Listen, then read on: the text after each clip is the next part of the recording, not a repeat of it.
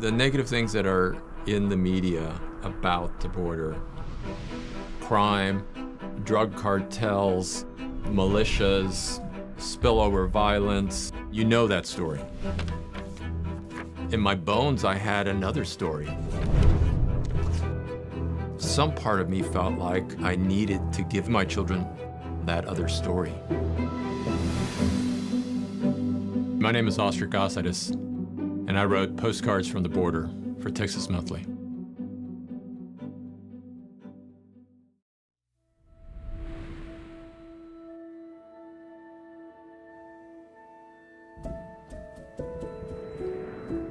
Growing up on the border gave me my sense of identity. As I moved away from there, I had this greater sense of urgency to hold on to that piece of myself. I remember hearing this story from my tío Nico. It's grapefruit season, and my father, he's loading grapefruits into the back of this truck, and he sees this one girl walk by. And he grabs a grapefruit, goes and gives the grapefruit to the girl, and the girl is my mother. And that's how my parents meet. I would hear the story countless times, as I would hear a lot of the family stories.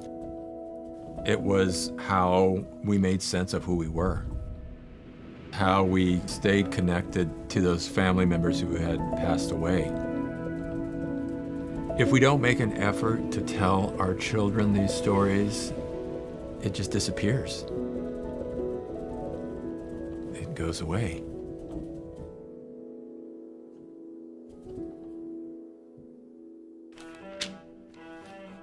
At some point, I understood that my kids are growing up hearing in the media a very skewed and quite negative version of the border. That people who live down there live these hopeless, desperate lives, and that couldn't be any further from the truth. I began taking them to visit their grandparents. I took them to the little house where I grew up, and it's different. Living down there and visiting are two different things, but I keep wanting to give them some semblance of what it was like to live down there. And I'm having a really difficult time. My daughter, Elena, tells me I'm obsessed with the border. I won't stop talking about the border. I actually don't remember saying that, but I mean, I stand by it. I think he's pretty obsessed, but I feel like it's pretty natural to want to like defend where you come from. I'm telling them these stories, but my stories has no semblance to their lives in Austin. It takes a while for this to dawn on me. There's a difference between telling somebody and showing them. This friend of mine, Joel, aside from being an incredibly talented photographer, had grown up in El Paso. I grew up in Brownsville, and I thought, what if we made this epic road trip and we go all the way from his hometown to my hometown? And along the way, we cross from El Paso to Ciudad Juarez, all the way back and forth to the plazas, to the parks and cafes. The idea was that we would take his images and my words and put them together. At various points, I would write a postcard or two to Elena. 2 or 3 turned into 4 or 5, and then 6 and 7, and then 9 and 10. And so maybe I was a little obsessed. But it was something that I had to get across to her. We set out with this idea that we're going to fill in that other part of the story. How we're going to find out, neither one of us really knows. Dear Elena, it was raining this morning in El Paso, and the clouds hung heavy over the Franklin Mountains. We parked next to a convenience store in Segundo Barrio, a historic part of the city where so many immigrants from Mexico used to pass through in the 1800s. So we just sort of go and we just talk to people. A few minutes later, a bearded man came hobbling down the street. He was from El Segundo Barrio, but all his life he had crossed back and forth to Juarez. It wasn't too much later that the sun finally came out. When you get down there, It does not match with what you're hearing in the media. People who are from the border are not walking around looking over their shoulder. Hi, Lenita. Joel photographed a young woman, a singer who sometimes performs as a woman and other times as a man. They sing in English and Spanish and perform across the border too in Juarez. Either way, she's lucky, because no matter what side she's on, she knows who she is.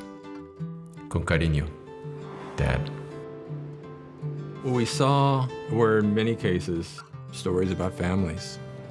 A father and son waiting for their time to be able to cross into the U.S.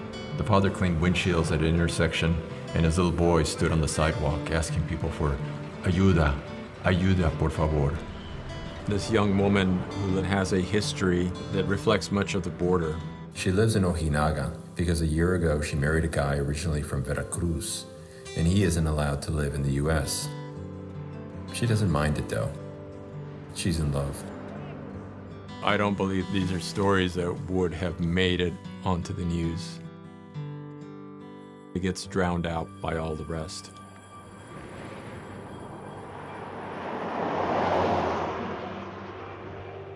We're crossing the bridge between Presidio and Ojinaga, and we look, and there's this family in the middle of the Rio Grande. And we look over, and the immigration guards are looking at them. It's this moment where it's like, what's gonna go down here? We're just waiting to see what's going to happen. Are these people going to be arrested? Are they going to be apprehended? What's going to happen to the children? We are seeing glimpses of that other story, that other ugly, negative story. And we keep watching. And the kids have these buckets, and they take the bucket and they pour it on their dad's head. And he laughs and he falls down, and they pour another bucket on his head. And they just spend the afternoon playing in the river. They have no intention of going to the U.S. side. They don't want to go to the U.S. side. They're just having an afternoon with their dad. That type of scene seemed to keep playing out from El Paso all the way down to Brownsville.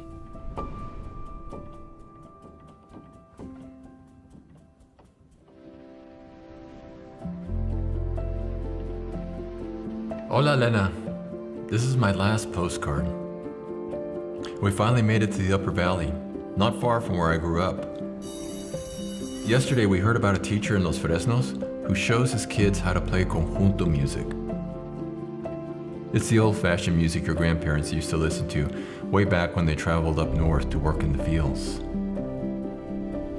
In the fields this morning, men and women picked melons. It's hard work, but this is the melon season, and someone needs to gather the fruit for the rest of us to eat. These are the people who do the work, the ones no one sees. See you soon, Dad. It was something that I felt I had to get across to her. To understand a piece of herself and her family, she needs to know these stories. They're glimpses and they're moments in time, and they're fleeting. All of this is incredibly fleeting. I really want to believe that having that sense of place, of understanding there's a larger history that you're connected to, is going to be something special for her.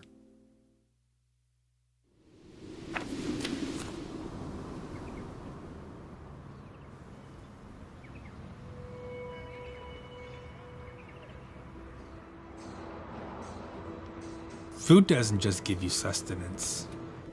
It gives you the power to reconnect with family. And it connects you to the people you miss. My name is Jose Ralatz. I am the Texas Monthly taco editor, and I wrote a profile on El Paso Flauta in Austin. Arturo Reyes serves El Paso food to Austin with his food truck, El Paso Flauta. Throughout his life, Art was encouraged to open a food truck. based on his special chili con queso recipe, which his friends and family called kick-ass. I've been making this since I was a kid. I never had a recipe for it. It would taste different every single time. I would add something new and I go, oh, I like this, I don't like that. Cheeses, tomatoes, and then the secret really would be Anaheim, which is pretty close to Hatch chilies, which are used abundantly in El Paso. These are the roasted Anaheim from over there. His family, his daughter Stephanie Reyes, and Art's best friend, Mark Rubio, were relentless in trying to get him to open a food truck. But Art blew them off. That wasn't his thing. It was too flashy, and Art's not a flashy guy. He grew up in this poor neighborhood, El Segundo Barrio, one of the first neighborhoods of El Paso. He and his family lived in public housing and were on welfare. We would line up for government cheese, literally. They would give us these big blocks. They look exactly like the blocks that I use now, which is ironic. We used to run out of stuff to make with them. So I started adding all these chilies my mom had left over. Art graduated high school in the mid-'80s, came to Austin, and spent a lot of time with his best friend, Mark. He was at my house every weekend, and I would cook, and he'd tell me each and every time, you need to sell this food. We were in Las Vegas when he talked me into doing this, coming out of a concert, not even nature concert out of all things.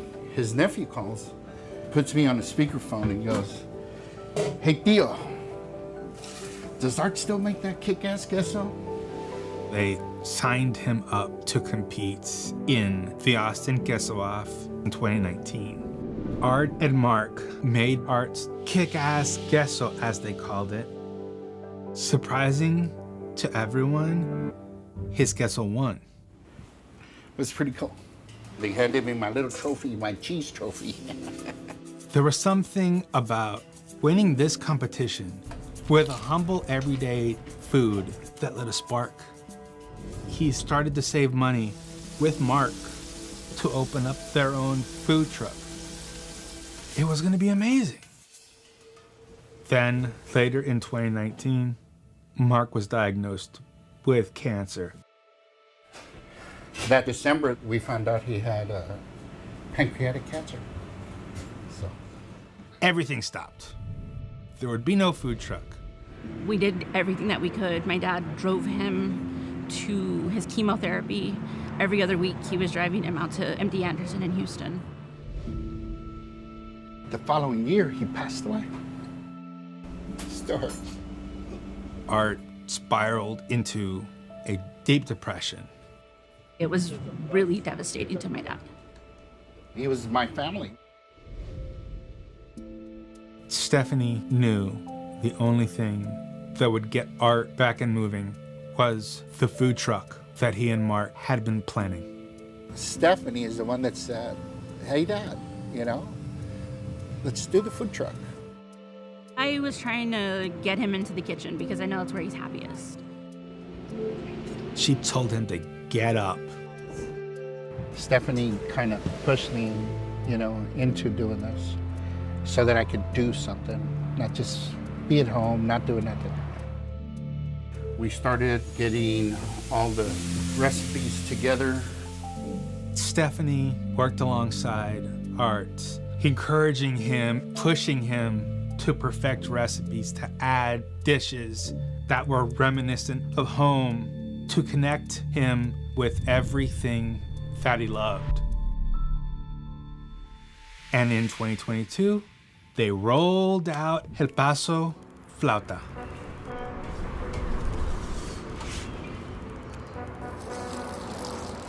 The most popular item would be the flautas.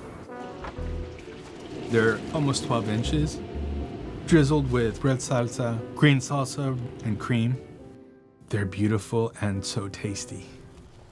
But my heart belongs to number 2, the taquitos ahogados. Small rolled tacos, a light tomato sauce, cheddar cheese, then green salsa that adds the spice. There's a place back home called Chico's Tacos. So this is my homage to their tacos. We grew up on them. I loved them when I was a kid. I love them still. You're supposed to eat it with a fork. Yeah. I know. Mark tried them there at Chico's. He said mine were better. And then you have the burritos, which are so El Paso, it's ridiculous. The chile colorado, this reminds me of my mom. I still can't make it as good as she did. Thank you. Call me if you need anything. All the food has a memory. The chile colorado and my mom, my sister-in-law with the flautas, the queso. The queso's all Mark's. The food can only be inspired by family. I mean, that's where I learned it. For Art, this food is not just a business. This is a way for him to honor his best friend, to follow through on their vision, to keep his family's cooking alive, and honestly, to keep Mark alive. These dishes connect us to our living family members and the ones that passed on. Food is family.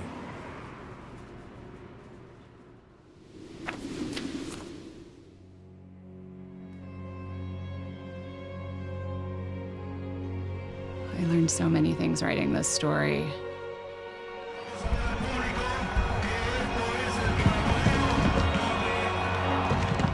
Writing this story and learning more about equestrian drill, getting a glimpse of this life that my mom lived.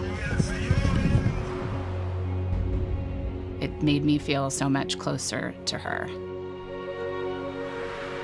I'm Jennifer Young-Perlman. I wrote the piece Inside the World of Equestrian Drill for Texas Monthly magazine. How did this story come about? The origin story. So my husband had been bugging me for months to clean out the garage.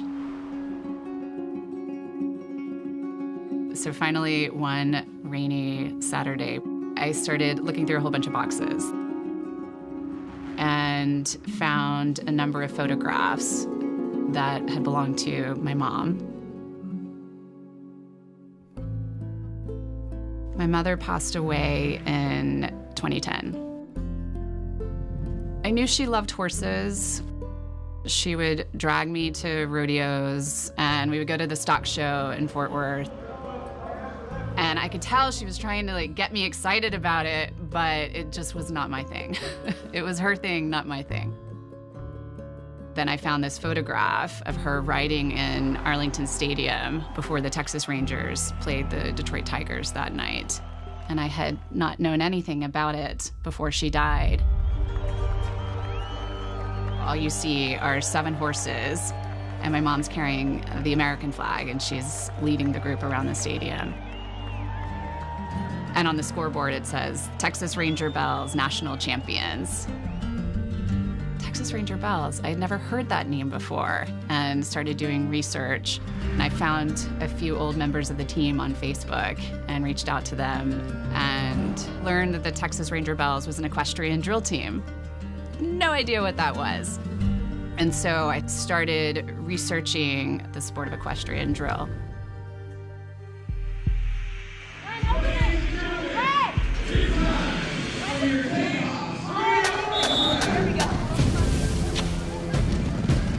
Essentially, with drill, you have a group of women who ride out into an arena and perform a series of synchronized maneuvers with varying degree of difficulty. It actually has its roots in the cavalry, but today it is very much about competition. It is fast, it is dangerous, and it is breathtaking to watch. We're riding 1,000-pound animals with brains of their own, running very fast. It could be disastrous in 10 seconds or less. What was it like to realize all this and then I mean, can I say badass? When I was younger, I thought my mom and I were complete opposites. And now learning more about her, I mean, she had this like adventurous streak to her. Now I can understand where I got that impulse.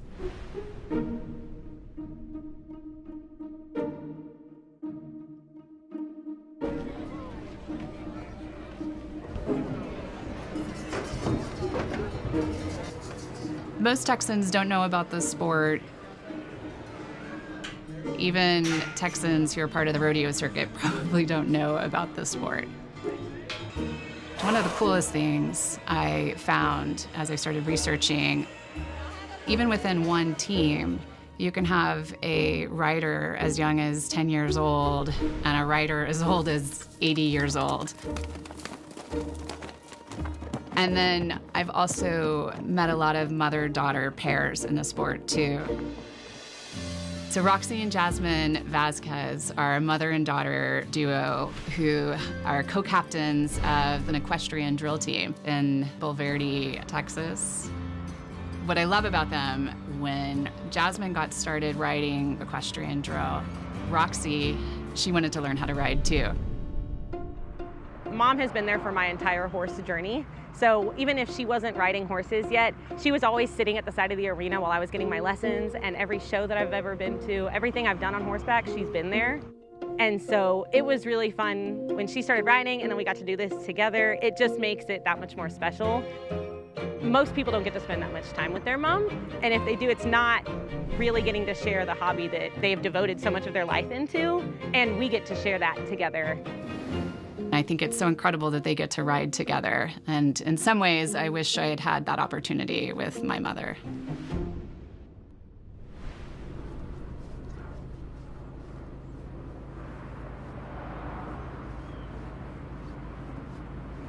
Learning about this part of my mom's life completely changed how I thought about my own relationship with my mom. My mom and I had never talked about her being on a drill team.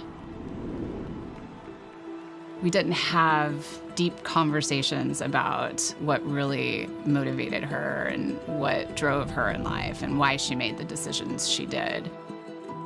And I wish I had had just the foresight or presence of mind to ask her about that. I just wish I had been more curious. You know, and then you look back years later after they're no longer with you, and you're just kicking yourself.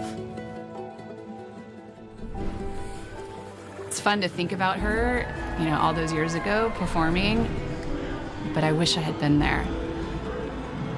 I wish I had been there.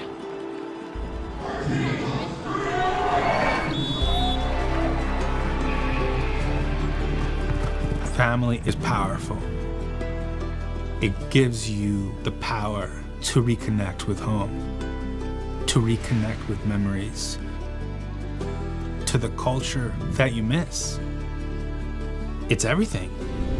Family is understanding there's a larger history that you're connected to. It was how we made sense of who we were. Part of connecting with each other is sharing your hopes, your dreams, your fears, and being able to build that bond that's deep and meaningful.